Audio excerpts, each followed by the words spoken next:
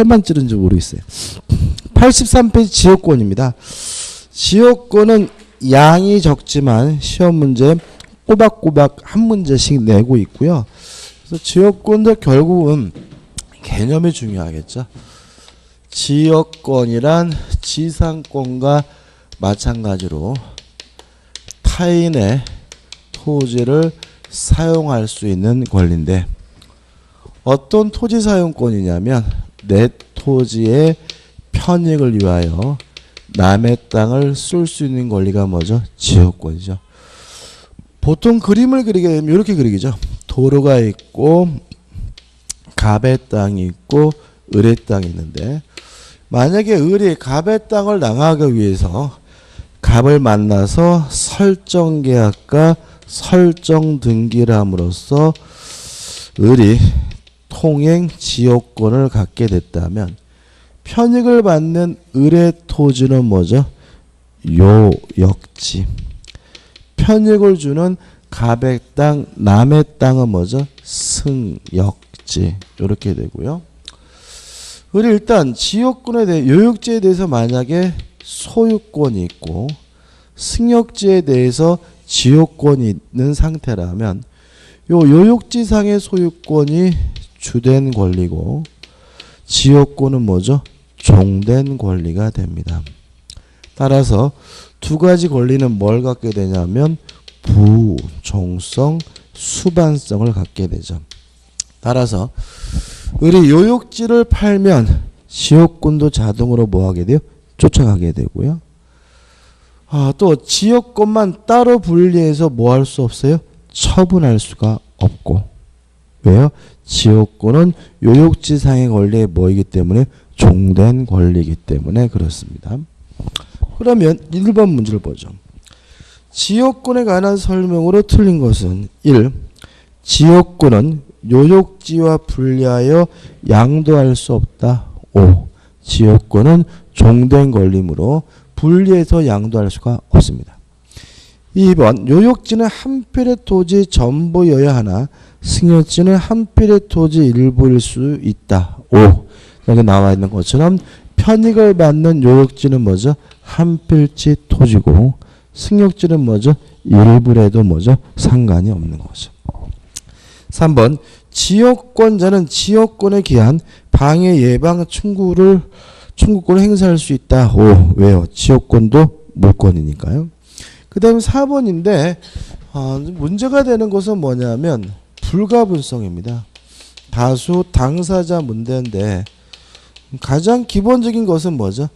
긍정적인 것은 단독으로 한 사람만 하면 되고요. 부정적인 것은 뭐죠? 전원이. 이렇게 기억하시면 돼요. 그러면 4번처럼 지역권을 취득하는 것은 뭐죠? 긍정적인 것이니까 몇 명만 하면 되죠? 한 사람만. 따라서 공유자 1인이 지역권을 취득하면 다른 공유자도 이를 취득한다. 오, 맞는 질문이죠.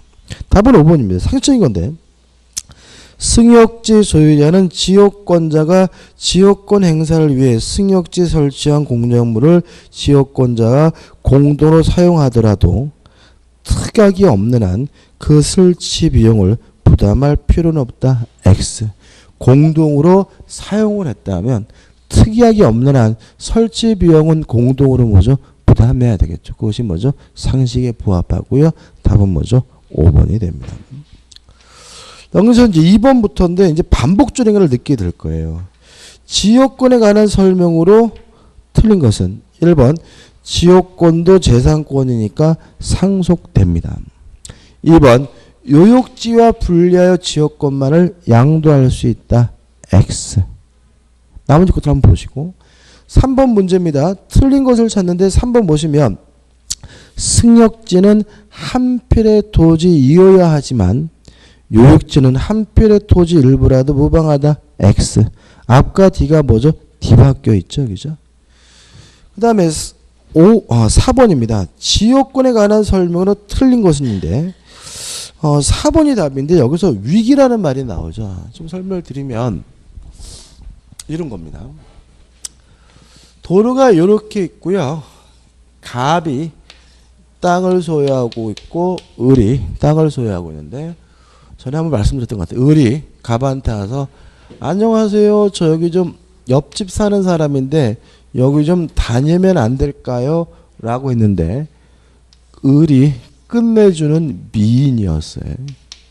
그래서 갑이 다니기만 하시겠습니까? 제가 아침마다 쓸어드리고 해 뜨면 해 가리게 해 가리게 비 내리면 비 가리게를 열심히 만들어지겠습니다라고 약속을 했다면 갑은 을을 위해서 일하는 의무를 부담을 해야 돼요.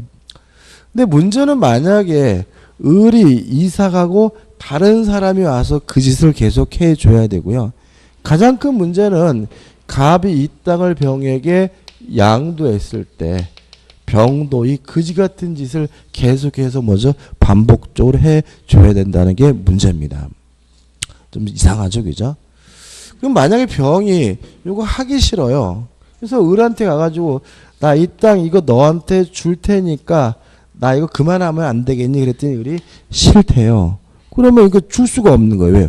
증여는 계약이기 때문에 뭐 할 수 없어요? 상대방으로부터 뭘 받아야 돼요? 승낙을 받아야 돼요. 근데 만약에 병이 요 부분에 대한 소유권을 포기해버리면 무주의 부동산은 국유가 되기 때문에 이 부분이 국가 소유가 되고요. 병은 옆에서 또 그 짓을 또 해줘야 돼요. 그래서 어떤 개념이 나오냐면 위기라는 개념이 나와요. 위기는 뭐냐면 소유권을 포기하되 받을 사람을 지정해서 하는 포기를 우리가 위기라고 합니다. 다시 말하면 무작정 소유권을 포기해버리면 무주의 부동산으로서 누구 거가 돼버려? 국가 거가 돼버리니까 그것을 방지하기 위해서 받을 사람을 정해서 하는 소유권의 포기를 위기라고 하고요. 위기를 하게 되면 요 부분의 소유권이 누구한테 넘어가요? 을한테 넘어가고 병은 더 이상 그 짓을 해줄 필요는 없습니다. 물론 위기를 받는 사람은 누구죠? 요역지 소유자가 위기를 받는 거고요. 위기하는 사람은 누가 하는 거예요? 승역지 소유자가 하는 겁니다. 4번을 보시면 요역지 소유자는 지역권에 필요한 부분의 토지 소유권을 지역권 설정자에게 위기하여 공작물의 설치나 수선 의무의 부담을 면할 수 있다. X입니다. 위기는 누가 하는 거예요? 승역지 소유자가 하는 거죠. 그죠? 누가 누구한테 주는 거예요? 승역지 소유자가 요역지 소유자에게 주는 것이니까 요역지 소유자는 이라는 주어가 잘못됐고요. 4번이 답입니다. 제가 이거 개인적으로 이 문제를 낸 거는 그냥 낼 게 너무나 지문이 반복되니까 낼 게 없으니까 찾아서 희한한 걸 낸 것 같은데 또 내기는 어렵다고 봅니다. 너무 말을 인위적으로 만든 것 같아요. 5번입니다. 틀린 것을 찾는데 4번 보시면 요역지 공유자 중 1위는 자신의 지분만에 대하여 지역권을 소멸시킬 수 있다. X죠. 소멸시키는 것은 뭐죠? 부정적인 거고 부정적인 뭐죠? 그것은 전원이 함께 해야 됩니다. 답은 뭐죠? 4번이죠. 넘기셔서 6번이죠. 틀린 것을 찾는데 1번을 보시면 지상권자는 인접한 토지에 대한 통행지역권을 시효 취득할 수 없다. X입니다. 자, 이게 무슨 문제냐면 지역권은 토지의 편익을 위하여 남의 땅을 쓸 수 있는 권리니까 요 토지로부터 편익을 받는 사람이라면 그 사람이 소유자든 지상권자든 전세권자든 임차권자든 다 무엇을 가질 수 있어요? 지역권을 가질 수가 있어요. 따라서 지상권자도 뭘 가질 수 있어요? 지역권을 가질 수 있으므로 지상권자는 지역권을 취득 취득할 수 없다는 지면은 X가 되고요. 답은 뭐죠? 1번이 되는 거죠. 자, 6문제가 나왔는데 여기 6문제에서 지문을 벗어날 수가 없어요. 여기 나오는 게 전부를 생각하시고 꼼꼼히 보시면 지역권은 반드시 내는 부분이니까 맞출 수 있을 것이라고 저는 굳게 굳게 믿습니다. 어렵죠? 그죠? 이번에 또 기출문제 풀어보시면서 참 만만치 않구나. 그지같이 괜히 시작을 해가지고. 실제로 그 공인중개사 시험이 진짜 만만치 않아요. 그 제가 우스갯소리로 말을 하면 그 이제 제가 이제 이제 한참 강의를 시작할 때 재치노는 그 두 놈이 늦지막히 사법시험 붙은 놈이 있었어요. 사법시험을 붙었는데 저희 때는 그 2차를 7월 달에 보고 발표를 12월 달에 발표했어요. 그러니까 2차 시험을 7월 달에 보고 12월 달에 발표하니까 7월부터 12월 달까지 할 일이 오잖아요. 그죠? 이게 또 2차는 논술식이기 때문에 객관식이 아니기 때문에 내가 떨어졌는지 붙었는지를 전혀 예상할 수가 없어요. 그러니까는 거의 7월부터 12월 달까지는 반 한량. 아무 짓도 안 하고 그냥 맨날 게임이나 하고 뭐 여자 뒷구멍에 쫓아다니고 뭐 이런 식의 생각을 하거든요. 30 넘어가지고. 근데 이제 제 친구는 이제 두 놈이 전화 왔더라고요. 아, 노는이 공인중개사 시험 보겠다고. 그래서 제가 그래가지고 그때 책을 제가 세트로 한 질씩 보내준 적이 있어요. 근데 그놈들 다 떨어졌어요. 그의 사법시험 붙었는데. 그래서 제가 그놈들한테 야, 사법시험보다 공인중개사이 더 어려운 것보다 이런 얘기를 하는 적이 있는데 이게 사법시험, 그러니까 걔네들은 이제 왜 그런 거죠? 그러니까는 뭐 이렇게 변호사도 아니고 그냥 그 직전까지 공부를 굉장히 열심히 한 거잖아요. 그죠? 열심히 한 거니까 그냥 에이 뭐 공인중개사 시험 뭐 발로 풀어도 되지 이딴 식의 생각을 하고 했다가 그냥 큰 코 다쳐서 떨어졌는데 진짜 만만한 시험은 아닌 것 같아. 진짜로. 이거 아무리 뭐 공부를 잘하고 나발이 필요 없고요. 진짜 누구든지 열심히 안 하면 뭐죠? 떨어지는 시험이 공인중개사 시험이 되죠. 그래서 좀 열심히 하시고 솔직히 오후에 남아서 수업을 들으시는 것도 참 힘들죠. 그죠? 요새 체력 많이 힘드시죠. 그죠? 그래도 이렇게 빠지지 않고 남아 수업 듣는 것만 해도 대단히 장하다고 생각하고 여기 계신 분들은 반드시 합격을 해야 합니다. 그죠? 합격을 진짜 무조건 합격해야 돼. 이렇게 고생해도 떨어지면 이게 뭐예요. 그죠? 저도 개인적으로 제가 지금 막 몸살 감기 걸리잖아요. 근데 제가 왜 걸렸을까 생각해 보니까 제가 저번 주부터 이게 공교롭게도 월요일 날에는 오후 수업이 없는데 화, 수, 목, 금이 오전, 오후, 야간, 오전, 오후, 야간 지금 그래요. 여기 4일 동안. 그래서 제가 금요일 날 이제 부산에서 오전, 오후, 야간 수업하고 집에 올라가는데 막 죽겠더라고요. 그러고 나서 이제 제가 시골 사는 거 아시죠? 제가 강원도 정선에 살아요. 강원도 정선에 살아요. 그래가지고 이제 이제 금요일 날 이제 부산에 수업하고 이제 토요일 날 새벽에 갔겠죠? 근데 봄이 되면 시골은 할 일이 많거든요.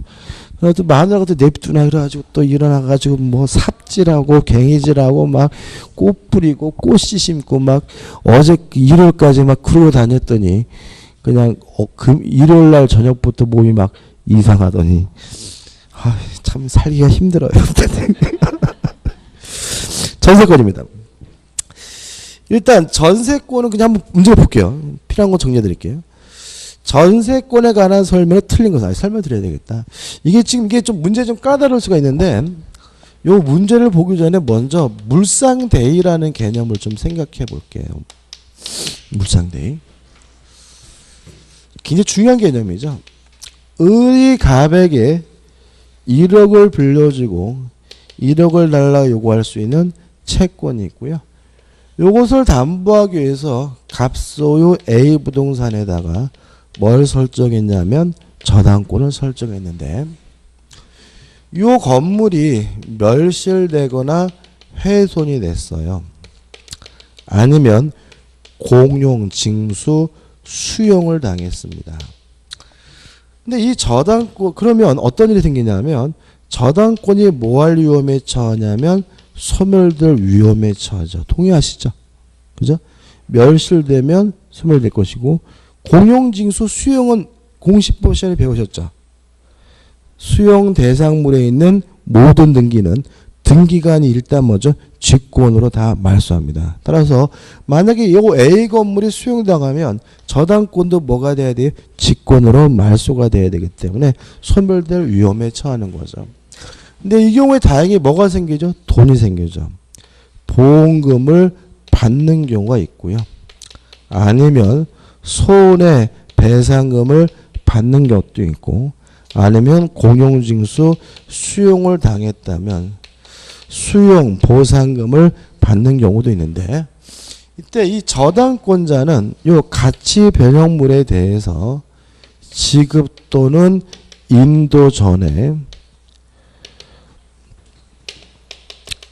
압류를 했다면 요 저당권이 소멸되지 않고 가치 변형물에 계속 그 효과가 미치는데 이러한 효과를 우리가 뭐라 그러냐면 물상대위라고 합니다. 주의할 것이 몇 가지가 있는데 첫째는 지급 또는 인도 전에 압류를 해야 되는데 이걸 꼭 저당권자가 해야 되느냐? 그럴 필요는 없다. 제3자가 하든 일반 채권자든 상관이 없고요.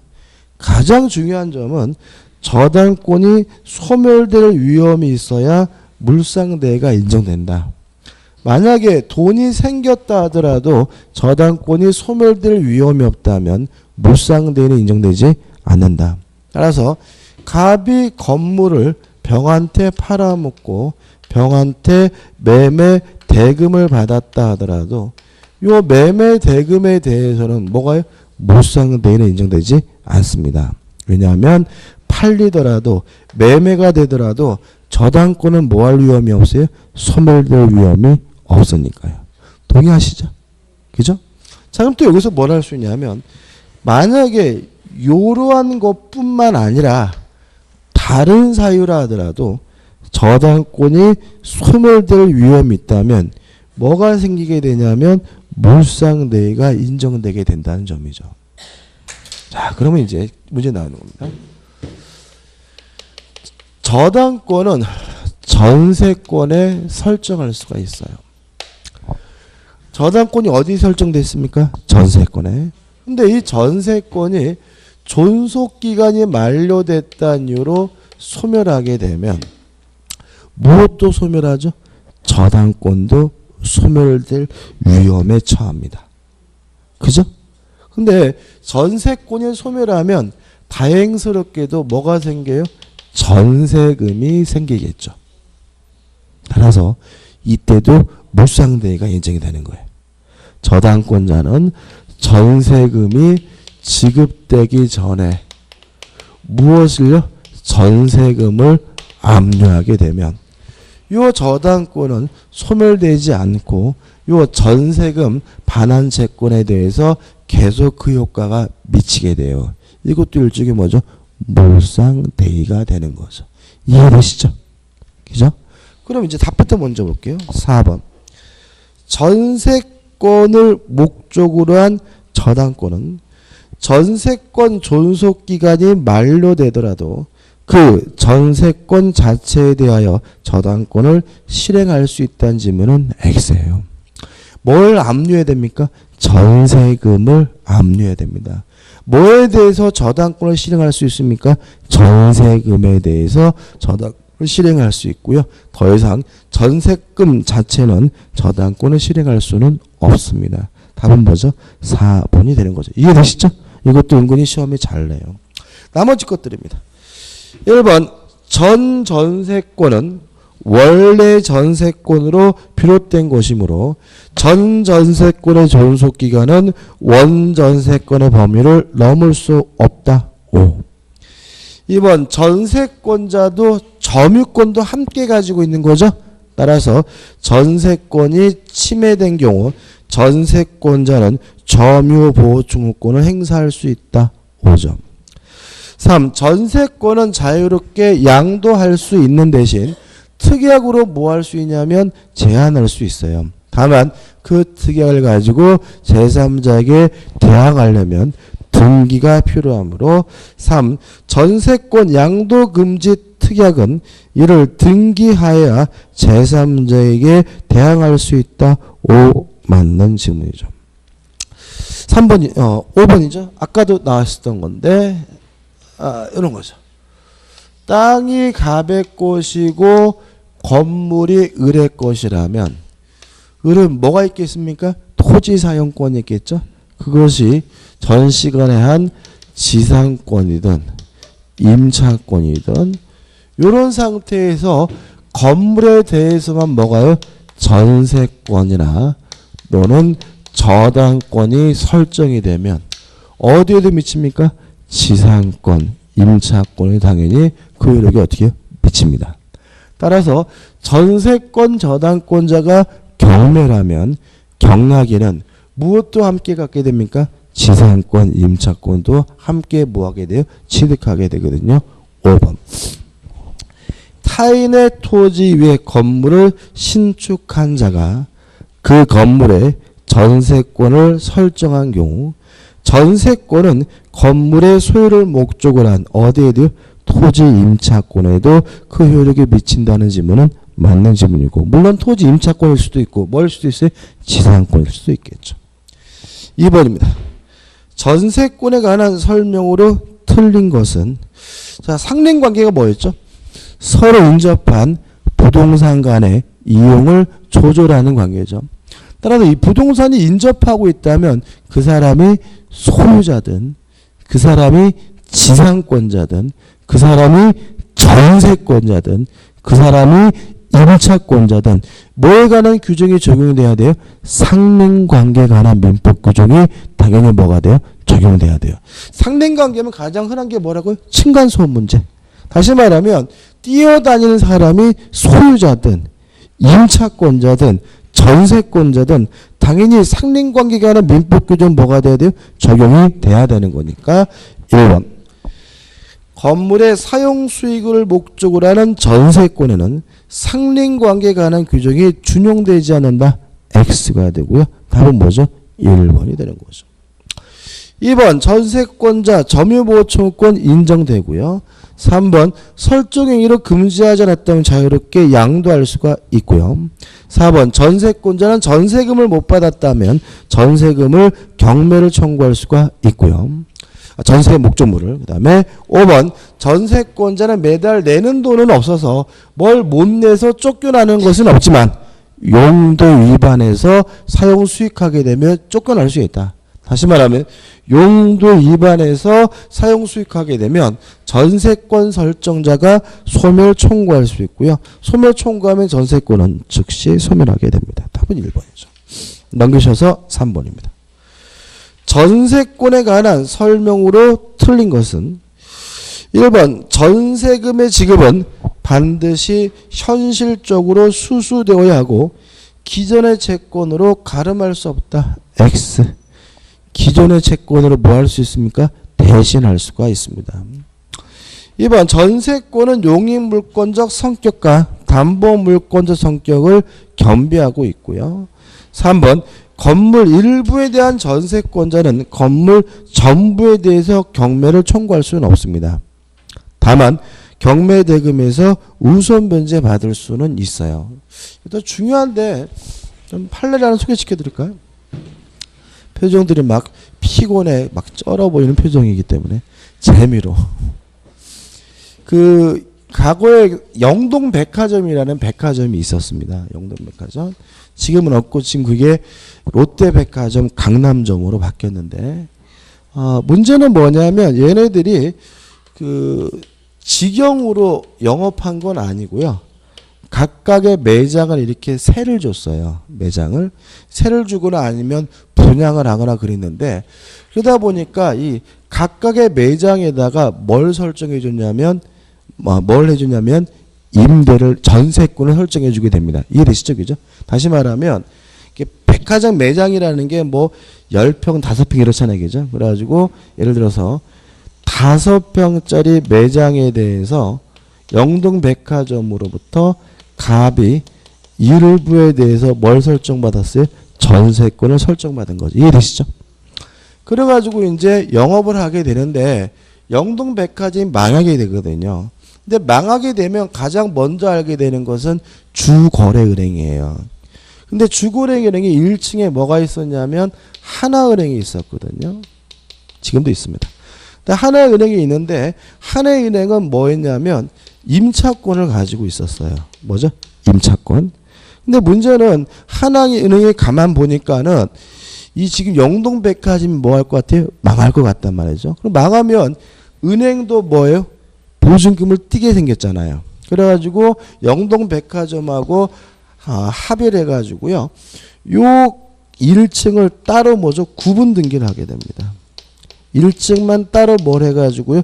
구분 등기를 해가지고 하나은행은 앞으로 뭐죠? 소유권을 이전하게 돼요. 이해되시죠?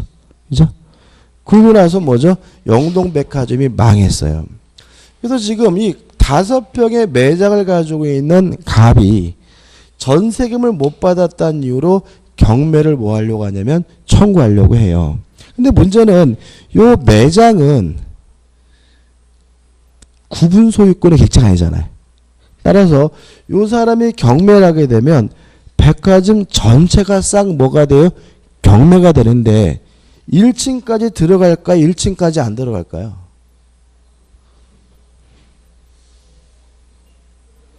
들어가게 됩니다. 왜냐하면 구분 등기가 전세권 설정 후에 이루어졌죠. 그죠? 그렇기 때문에 요 갑이 경매를 하게 되면 1층까지 싹 뭐가 돼버리는 거예요? 경매가 돼버리니까. 그러니까 뭐 은행이 뭐 난리가 난 거죠. 은행은 지들 딴에는 뭐죠? 피해 안 보려고 미리 뭐죠? 구분 등기까지 하고 소유권 등기까지 했는데 요 사람에게 뭐가 인정이 되면요? 경매권이 인정되면 은행도 뭐죠? 날아가게 된 거죠. 그러니까 제가 봤을 때 뭐 한 거예요? 로비한 거지 뭐. 그래서 일부에 대한 전세권자는 전부에 대해서 뭐 할 수 없어요? 경매를 청구할 수 없다라는 판결을 끌어내요. 이해되시면 얘기죠? 그러면 요 사람이 피해를 보느냐? 갑이 피해를 보는 건 아니에요. 갑은 전세권자로는 경매할 수는 없고요. 일반 채권자로서 강제 경매하는 건 가능해요. 실제 사건은 이제 일반 채권자로서 뭐 하게 되냐면 강제 경매하게 되면 이 사람의 권리는 뭐죠? 채권이고 얘 권리는 뭐죠? 소유권이니까 이때는 전부를 경매하더라도 은행은 빠져요. 은행은. 그래서 재판부가 참 특이하게 이 판례는 너는 전부에 대해서 경매할 수는 없다. 그 대신 일반 채권자로서는 경매할 수 있다고 판결문에 적어놔줘요. 아저씨 다 하지 마시고 일반 채권자로서 뭐죠? 경매하고 일반 채권자로서 경매하면 은행은 빠지게 되겠죠. 그죠? 그러면 요 경매 대금에 대해서 뭐는 인정받을 수 있냐면 우선 면제권은 인정하겠다. 이게 우리 판례예요. 그래서 결국은 이상해집니다. 그래서 일부 전세권자는 전부에 대해서 뭐 할 수 없어요? 경매를 신청할 수는 없습니다. 다만 경매가 됐을 때 그 경매 대금으로부터는 뭐는 받을 수 있어요? 우선 변제를 받을 수 있다라고 판시하고 있으니까 기억해 두시기 바라고.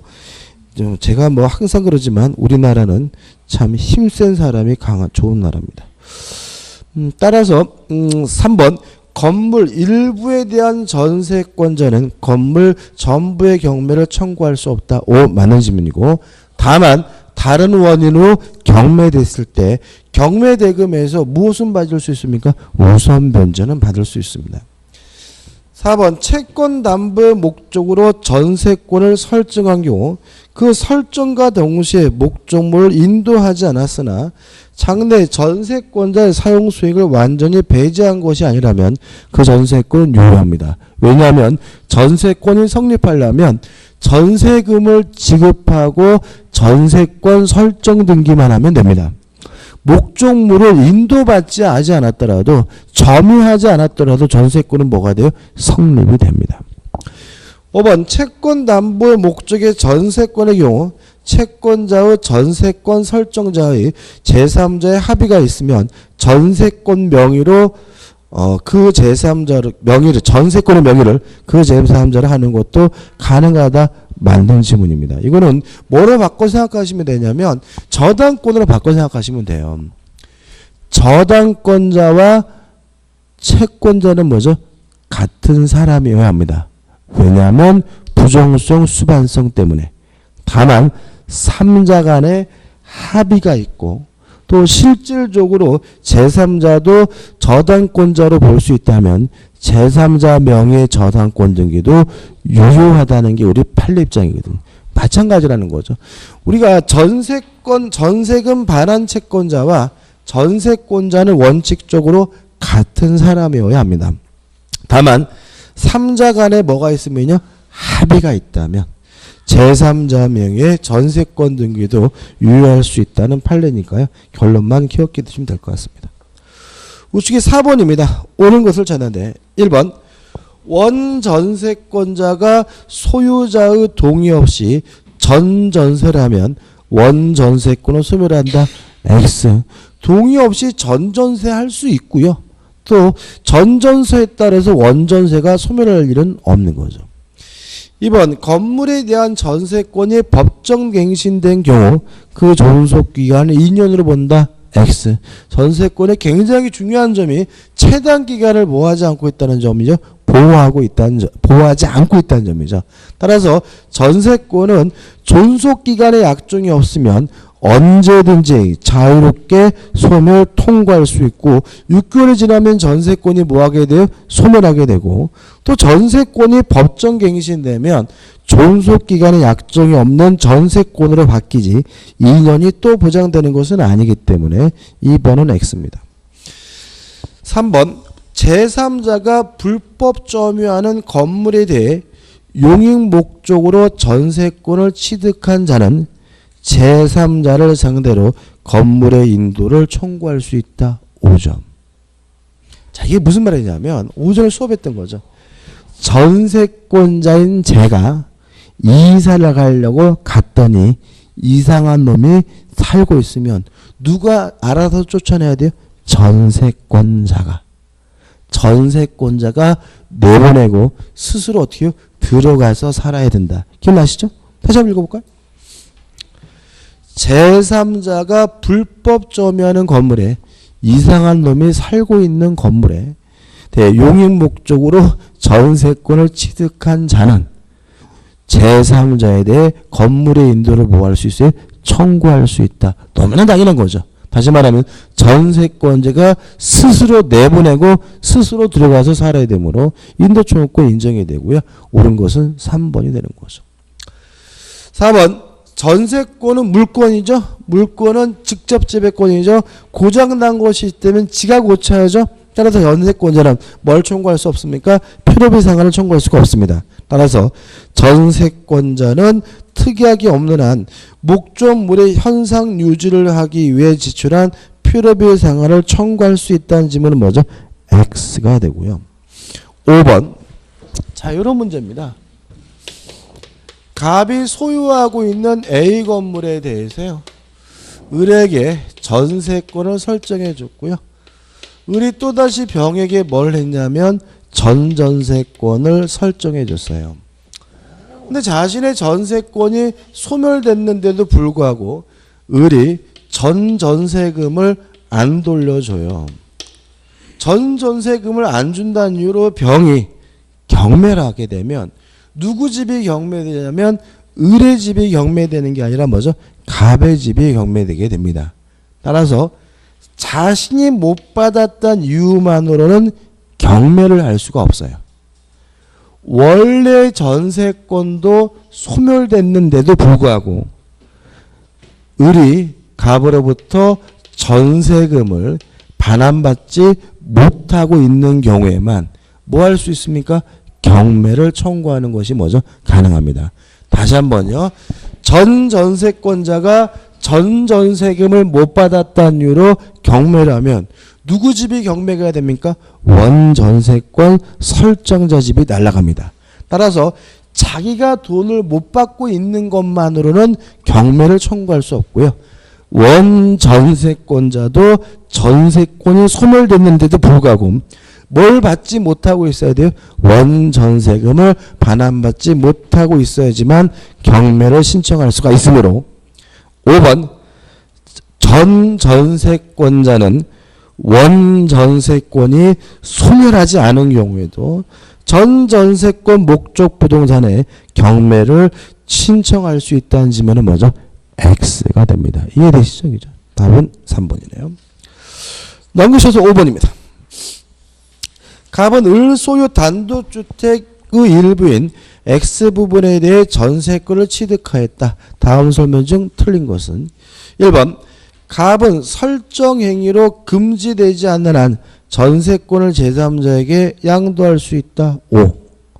2번 전세권의 존속기간이 만료한 경우 갑은 지상물 매수를 청구할 수 있다. X죠. 지상물 매수 청구권은 토지에 관한 지상권자에게 인정이 되고요. 갑은 명백히 건물에 관한 전세권자이기 때문에 뭐가 인정되지 않습니까? 지상물 매수 청구권 인정되지 않습니다. 한번 2번이죠.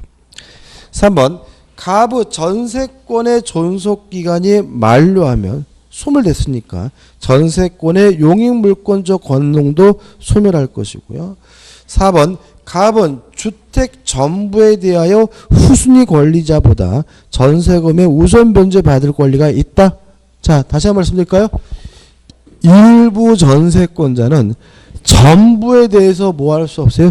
경매를 청구할 수는 없지만 경매가 됐을 때 경매 대금에서 뭐는 받을 수 있죠?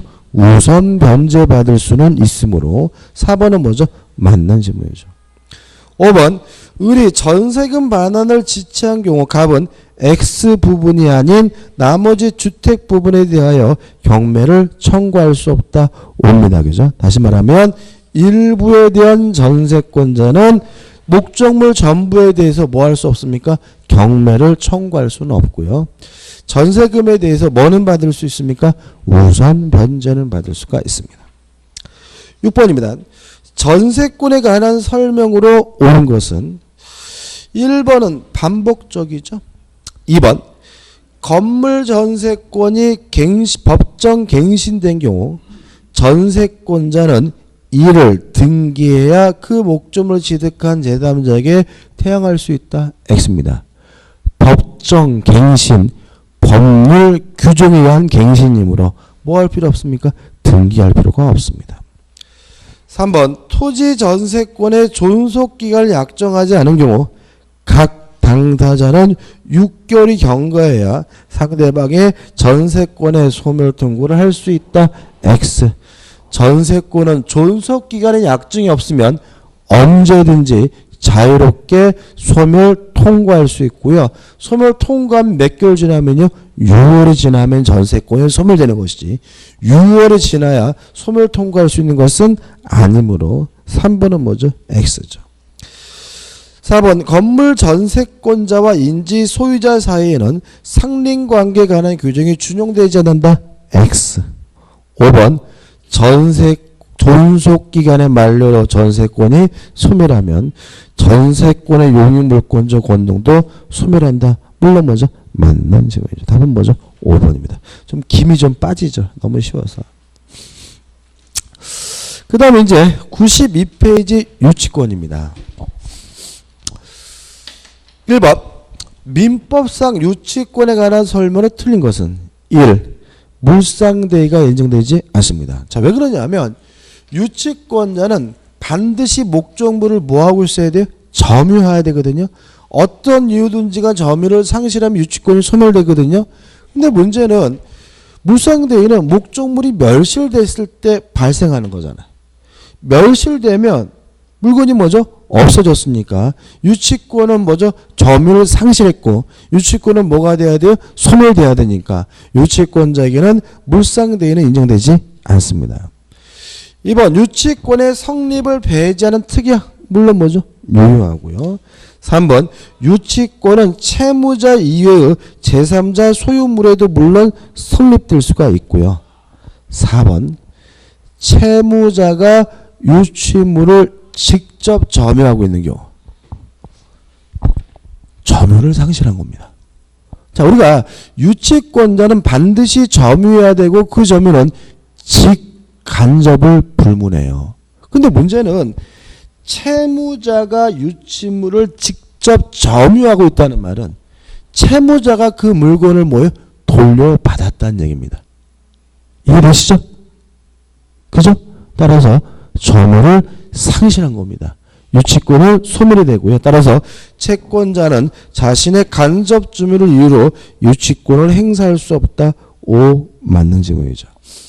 자, 유치권에 의하여 담보되는 채권은 목적물에 관해 생긴 채권이어야 되겠죠. 그래서 필요비, 유익비, 공사대금 채권은 목적물에 관하여 생긴 채권이니까 뭘 행사할 수 있어요?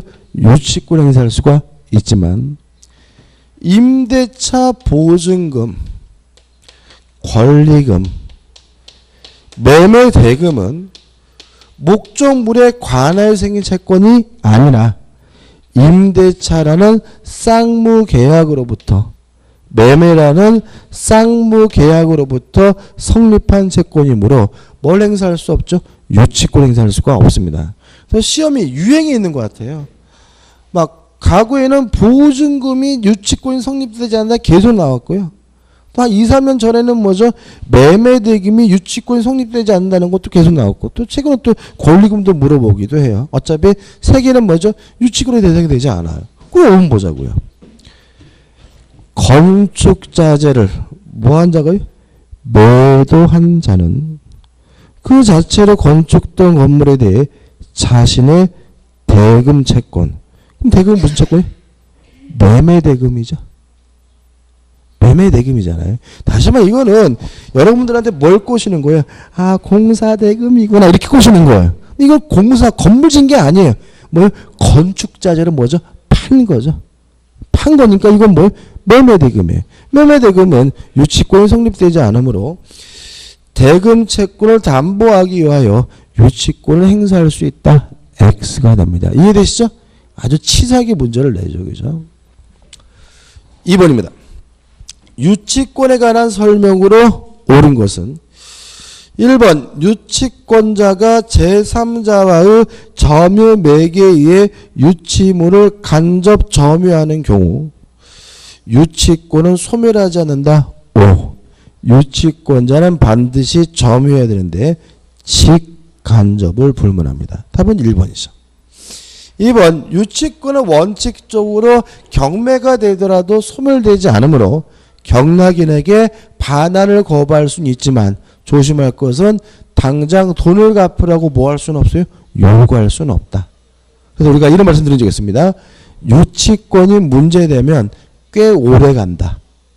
그죠? 유치권 행사 중이라는 현수막이 굉장히 오래 간다. 이유는 유치권자는 소극적으로 뭐죠? 반환만 거부할 수 있을 뿐 직접 돈 달라고 뭐 하지 못하기 때문에 청구하지 못하기 때문에 이 유치권자는 매수인 경락인에 대해서도 피담보 채권의 변제를 청구할 수 있다. X입니다.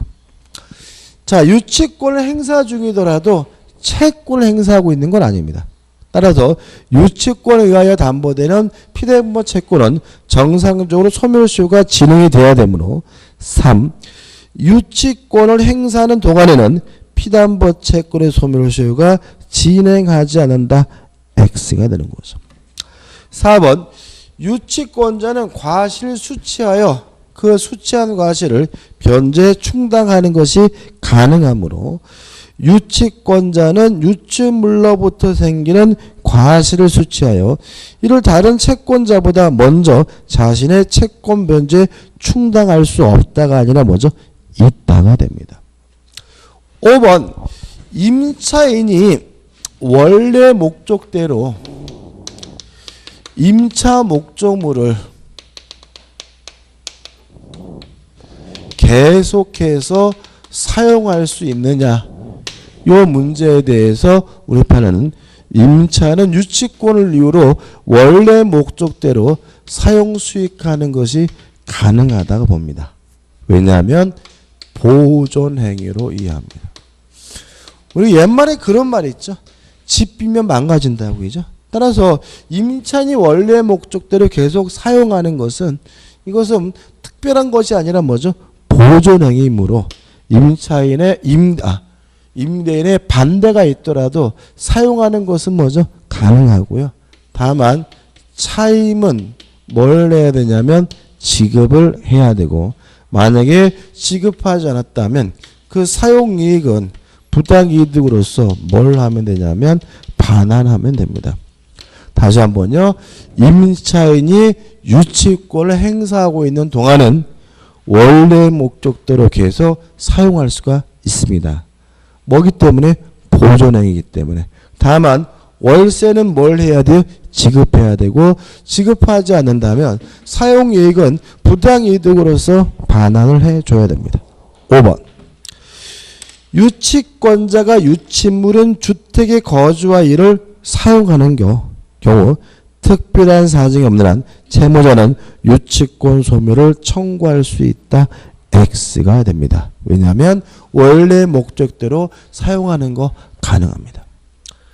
3번 유치권자의 권리가 아닌 것은 1번 경매할 수 있고요. 2번 과실수취할 수 있고 3번 비용상한 청구할 수 있고 그 다음에 4번 간이병제 청단권 해가지고 일정한 경우 목적물에 관한 소유권을 직접 취득할 수가 있어요.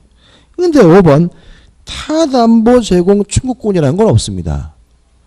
이런 얘기입니다. 제가 이런 말씀드렸죠. 길을 지나가는데 개새끼가 저를 물어서 개를 뭐죠? 개 주인한테 뭐가 있습니까? 손해배상 청구권이 있으니까 그 개를 유치하기 위해서 집에 뭐죠? 끌고 왔다. 정당한 거죠? 근데 그날 밤 그 개주인이 와가지고 우리 뽀삐는 우리 강아지는 내 자식 같은 놈이니까 대신 이 고양이를 줄 테니 그 개를 돌려주십시오. 이게 뭐예요? 타담보 제공을 위한 소멸 청구입니다. 누가 하는 거예요? 채무자가 하는 거죠. 채무자가 뭐죠? 채무자가 고양이 대신 줄 테니 그 강아지 돌려주셔. 누가 청구하는 거예요? 채무자가 청구하는 것이지 유치권자의 권리가 아닙니다. 다시 말하면 그런 거 가능한데 제가 그 개새끼를 끌고 와서 보니까 똥만 싸가지고 미치겠어요. 그래서 주인한테 전화가지고 나 이 개새끼는 보관 못하겠다고 대신 고양이 달라고 라고 저는 뭐 할 수 없어요? 요구할 수가 없다. 왜요? 유치권자에게는 타담보를 제공해달라고 뭐 할 수 없어요? 청구할 수는 없는 거죠. 답은 5번입니다. 넘겨보시면 이렇게 짧은 문제가 더 어려울 수도 있어요. 4번입니다. 유치권에 관한 설명으로 옳은 것은 1번 목적물에 대한 점유를 취득한 뒤 그 목적물에 관하여 성립한 채권을 담보하기 위한 유치권이 인정되지 않는다. X. 나중에 발생한 채권이라도 당연히 뭐가요? 유치권이 인정이 되죠. 2번 채권자가 채무자를 직접 점유자라 하여 점유를 상실한 거라 그랬죠. 이거는요. 채무자한테 뭘 돌려준 거라 그랬잖아요. 동의하시나요? 다시 한번. 채권자가 채무자를 직접 점유자로 했다는 말은 누구한테 그 물건을 돌려준 거라고요? 채무자에게. 근데 이거는 실질적으로 간접 점유하는 게 아니라 점유를 뭐한 것으로 위해 상실한 것으로 이해하기 때문에 유치권은 뭐가 돼야 돼요? 소멸돼야 되므로 간접 점유하는 경우에도 유치권은 성립할 수 있다. X죠. 3번 유치권자가 점유를 침탈당한 경우 물론 점유권도 있으니까 점유 보호청구권을 이유로는 반환 청구할 수는 있어요. 그렇지만 유치권을 이유로는 뭐죠? 반환 청구할 수가 없다. 왜냐하면 점유를 상실하면 유치권은 즉시 뭐가 돼야 돼요? 소멸돼야 되므로 유치권에 기한 반환 청구권은 인정되지 않으므로 요 3번도 뭐가 되죠? X가 되는 거죠. 4번 유치권자는 유치물의 보존에 필요하더라도 채무자의 승낙 없이 유치물을 사용할 수 없다. X. 5번 유치권이 성립하려면요 반드시 변제기가 도래해야 됩니다. 아직 변제기가 도래하지 않았다면 유치권은 뭐 할 수 없습니까? 성립될 수가 없습니다. 이것도 특이한 겁니다. 왜 그러냐면 우리가 일반적인 담보물권은 미리 설정하죠. 은행에서 돈 빌리고 3년 후에 갚기로 하면서 오늘 저당권 설정하는 거잖아요. 그래서 우리가 다른 담보물권은 변제기가 도래하기 전에 설정하는 거죠. 근데 유치권은 법정 담보물권이기 때문에 반드시 변제기가 도래해야지만 뭐 할 수 있습니까? 설정할 수가 있으므로. 5번 임대차 종료 후 법원이 임차인의 유익비 상환 청구권의 유예 기간을 인정한 경우 임차인은 그 기간 내에는 유익비 상환 청구권을 담보하기 위해 임차 목적물을 유치할 수 없다. 5. 유예 기간이 인정했다면 나중에 돈을 주라는 얘기고 아직 변제기가 도래하지 않았으므로 유치권이 뭐 되지 않습니까? 성립되지 않습니다. 오늘은 여기까지만 하겠습니다. 오늘 수고 많으셨습니다. 고맙습니다.